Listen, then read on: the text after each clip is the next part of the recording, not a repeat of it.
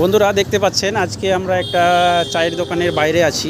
দেখতে পাচ্ছেন কতটা রাস্তার ধারে এইরকম যেখানে সেখানে আবর্জনা, চায়ের কাপ বা যে কোনো নোংরা জাতীয় প্লাস্টিক যে কোনো জায়গায় ফেলা হচ্ছে। তাহলে এই চায়ের দোকানের এই দাদার সঙ্গে আগে কথা বলবো। দেখেন এখানে পাশে দেখতে পাচ্ছেন ডাস্টবিনও রাখা রয়েছে, কিন্তু ডাস্টবিন থাকা সত্ত্বে এই চায়ের দোকানের আশেপাশে দুই সাইডেই কত আবর্জনা রয়েছে। তো দাদার সঙ্গে আগে কথা বলি।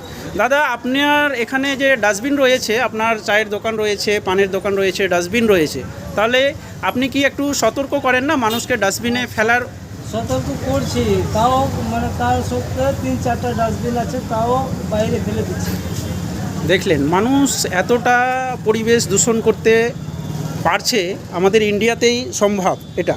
কেন বাইরে অন্য যে কোনো জায়গায় রুলস রয়েছে, আমাদের ইন্ডিয়াতে রুলস নেই। দিদি, আপনি কিছু বলবেন এই ব্যাপারটা নিয়ে?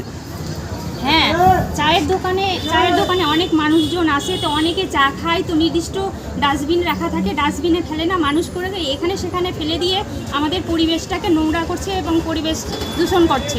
তাই পরিবেশ ভালো রাখার জন্য দোকানদারকে বলছি, পরিবেশ ভালো রাখার জন্য দোকানের সমস্ত লোকজন যেন নির্দিষ্ট জায়গায় ফেলে এবং আমাদের সমাজ এবং পরিবেশ পরিচ্ছন্ন রাখে।